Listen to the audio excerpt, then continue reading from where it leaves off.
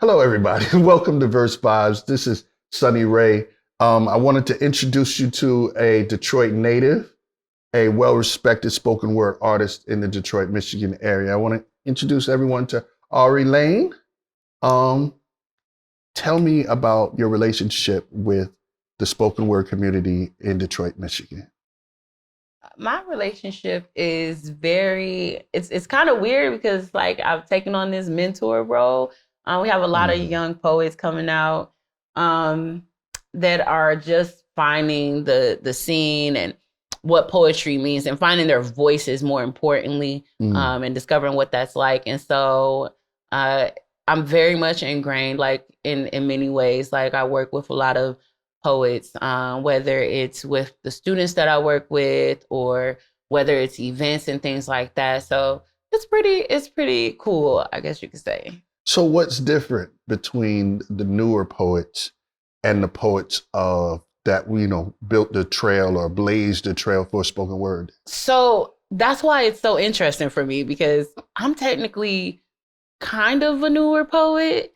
Um, I've only been out here in these poetry streets since 2019. That's it? So yeah.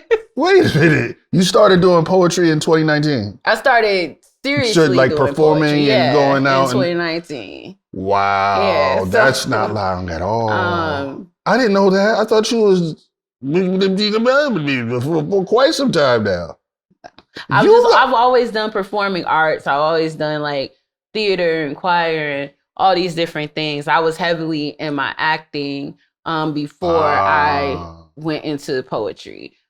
Like seriously, I've always wrote. My grandmother introduced me to poetry when I was a little girl. I've always wrote. Oh. I've done like small things throughout the years with poetry, but Mm. yeah, So you just hop right in then. It was yeah, already kind of like boot camp and right. training camp, and then And you find yeah, because like when I came around, like a lot, there were there were still open mics and things like that, but a lot of the like people who had built that part of poetry in the community with like whereas whether it's events or slams, it had kind of died down some. But, people have lives, you got to do other things, so um then the pandemic happened, the mm-hmm, world shut down. for sure. Um, and I'm learning that you can do a lot in poetry years. So it just seems like I've just Mm. done a lot.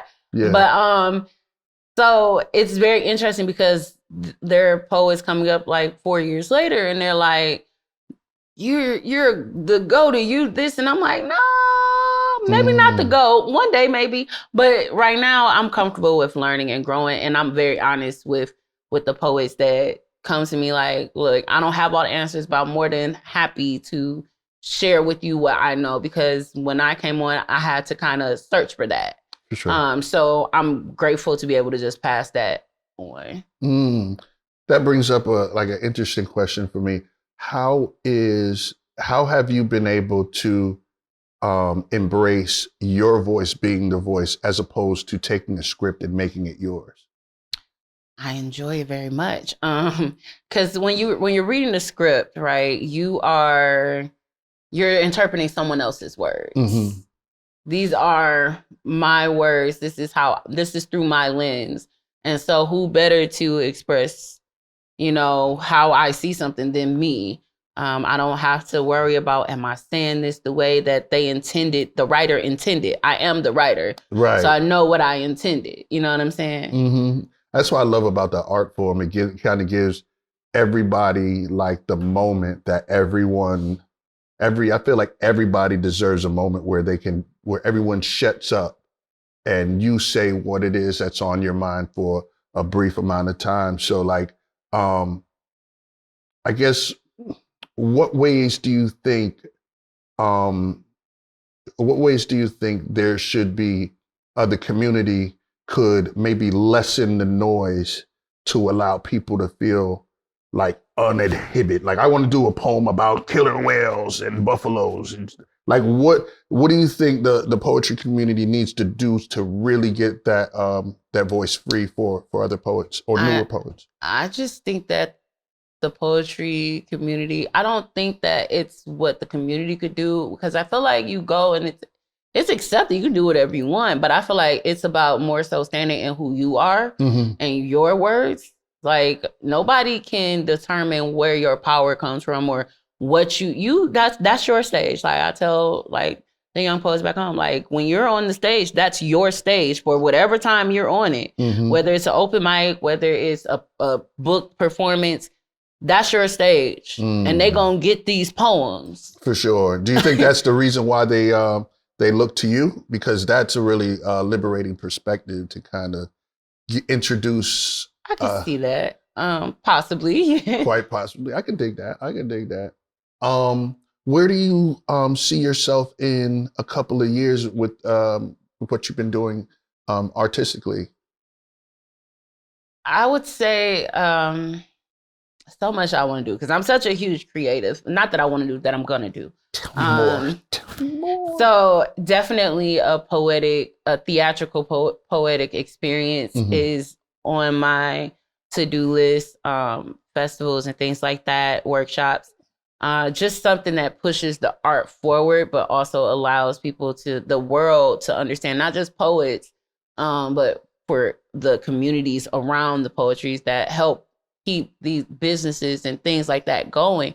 And then creating more equitable. I have an organization called Detroit Verses, and the goal is to create more equitable opportunities for working artists.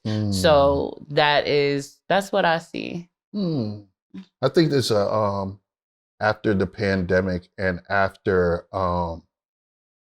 being so stifled and with that, I think all of these opportunities are wanted because we're kind of forced to eat from only like 7 places to get people's actual information. So I think that is super needed. I'm going to try to do an outro right now.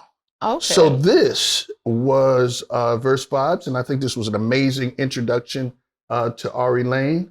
Again, my name is Sonny Ray, and I hope to see more of you in the Baltimore area. We're going to try to create some opportunities for people all over the country to come here, and you coming here was so brave, and I appreciate you so much for making it. Well, thank you for having me. It's a pleasure. I love Baltimore. So shout out to y'all for having me. I agree. It's like brother, sister, brother, however you want to look at it. We family. And so I feel like it's a home away from home. It reminds me of home when I'm in Baltimore. So I definitely want to I definitely want to meet the people of Detroit as well. So anyways, thank you for your time. I appreciate that. And thank you for coming here because your art is amazing. You guys will look forward to it on Imani Network, on Verse Vibes Showcase. And thank you so much. And a special thanks to Morgan State University, MSU Poets over there on the corner, whatever. So we're going to definitely do more and have y'all a better relationship with everyone. So thank you guys for your time. Until next time. yo.